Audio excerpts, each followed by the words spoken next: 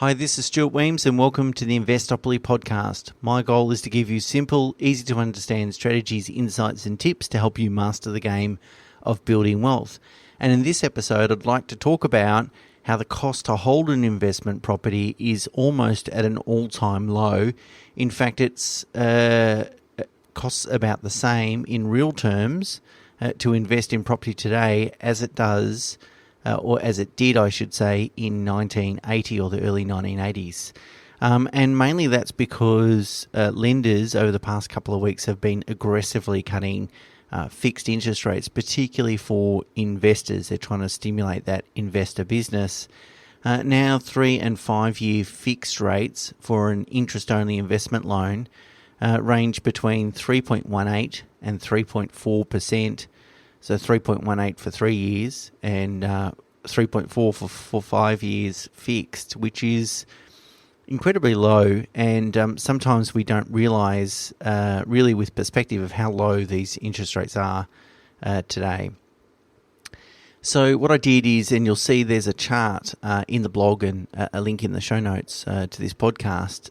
What I did is I worked out what a median value house would cost to hold at various points in time, well really each year or each quarter between 1980 and the end of 2019.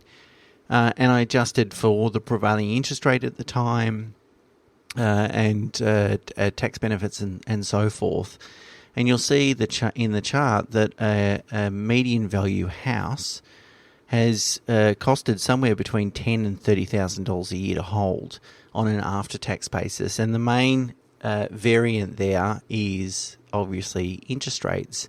Now on current 3 or 5 year fixed rates, an investment property median house based on the average of Melbourne and Sydney costs about $7,500 after tax to hold. So really considerably, not very much, obviously. If we have a look at the cost to hold a particular asset, if you're not an investor and you sort of want to get a better understanding of the costs, what I did is I had a look through some actual client data based on actual client properties. And I worked out that an $800,000 investment property, an apartment in this case, would cost around about $500 a month to retain or to fund the holding costs. And so how I worked that out, I assumed the property would generate $520 a week or $27,000 a year in rental income. And then I subtracted the expenses, so body corporate fees, $3,500, council rates, $1,000, landlord insurance, $400, managing agent, $2,000, water rates, $1,000, and I threw a couple of grand in there for sundry expenses.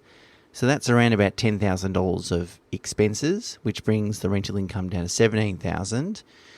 If we have a loan for $845,000, which is the $800,000 purchase price plus the stamp duties, at 3.2% is $27,000, gives us a pre-tax loss of $10,000 only, less some tax benefits, say $4,000.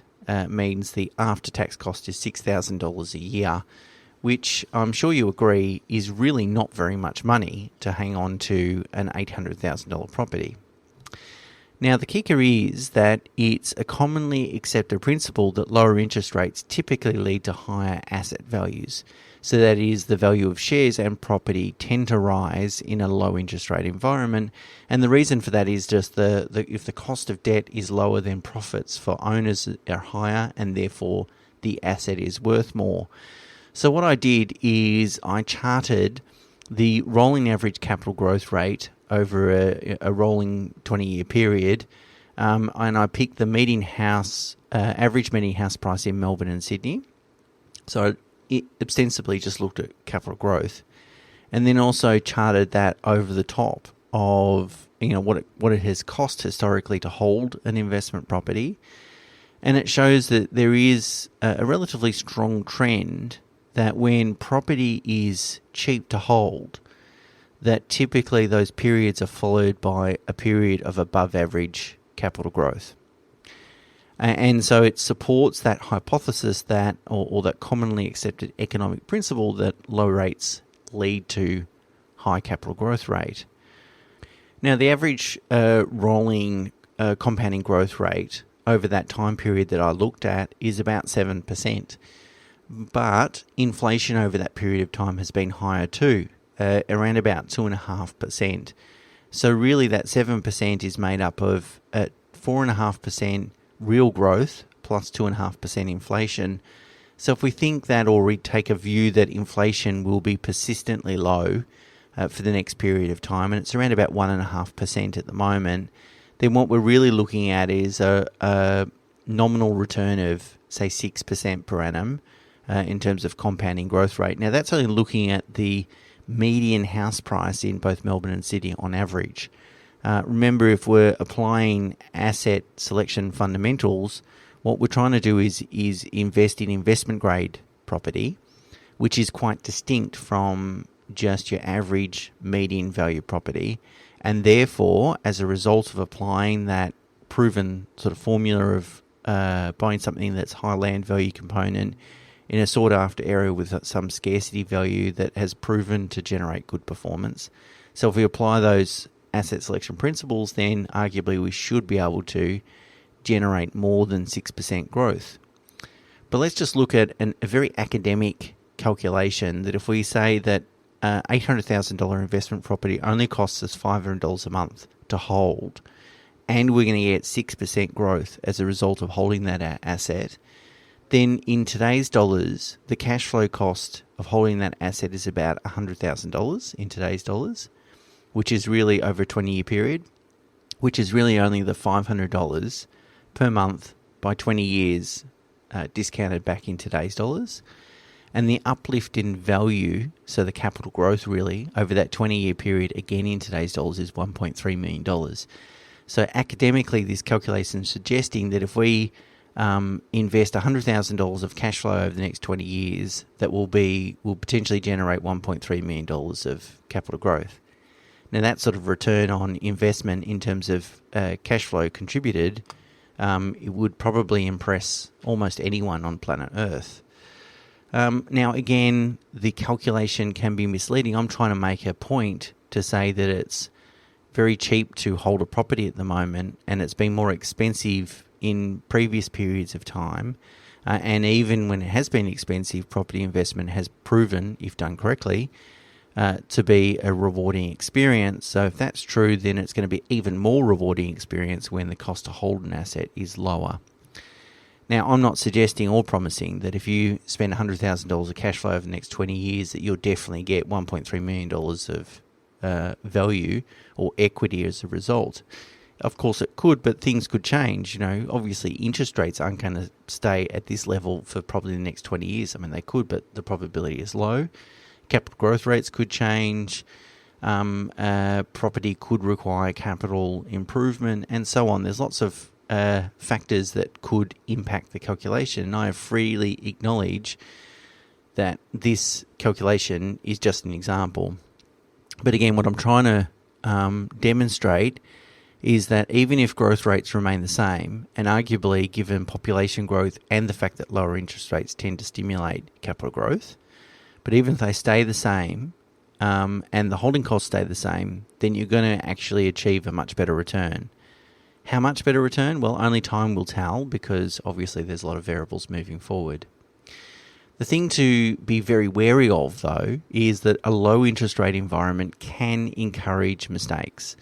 So asset mispricing is more likely to occur in a lower interest rate environment because people aren't as diligent about their process for allocating capital. Because it's so cheap, they're happy to enter lots of different investments, which can mean, relating this back to the property market, that can mean that good and bad properties over the next period of time experience the same sort of growth.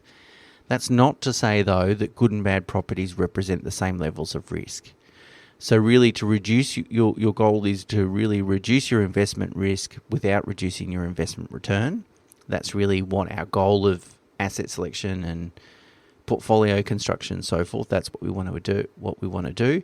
So therefore, the best way to avoid bubbles being created as a result of low interest rate, pricing bubbles as a result of low interest rate environment, which is our risk, the best way to mitigate that risk is to level up on quality. Plus, we also must realise that interest rates will increase one day too, and that will have a negative impact, or could have a negative impact, on asset values. And again, the lesser the quality property, the higher the impact, whereas if we've got a fundamentally sound asset, it's likely to be less impacted by higher interest rates in the future. So remember the factors around property, which is the land value component, the scarcity element, and the proven performance. If we've got that from a high quality asset, then it's really important, again, particularly in a low interest rate environment. You might get seduced into thinking everything's going up, but that will never be the case forever. So what are you going to do with this information? So I'm not suggesting that you run out and go and buy yourself an investment property because it's absolutely cheap at the moment. Of course not. You've got need to develop your own strategy that suits your own risk profile and your own circumstances, and implement that strategy without being too distracted by the market or sentiment or those sorts of things. The point I'm trying to make with this podcast is that it's holding costs at an all-time low, that low interest rates will likely lead to higher asset prices, and the improved sentiment in the property market, particularly in the first few weeks of this year, will also probably stimulate some price growth. So if it is in your personal strategy to start investing in property, now could be a perfect time to do it, because your starting cost, and at least your cost maybe for the next 3 or 5 years, depending on what interest rate or fixed interest rate you select, could be well below historical measures. And that just means you've got a lower risk investment because you need less capital growth in the short run to justify the investment. If it's going to cost me $6,000 to hold an $800,000 asset, then I really only need that asset to be worth maybe north of $810,000, and I'm better off. See? You can see that it is a lower risk proposition at the moment. Anyway, maybe take some time to check out some of those charts that I've drawn. They're kind of interesting to look at the longer term trends, and might help you see the wood from the trees in terms of providing a bit of context to where interest rates are today and what the value of compounding capital growth can do to your net asset worth. Okay, guys, that's it for this week. Until next week, bye for now.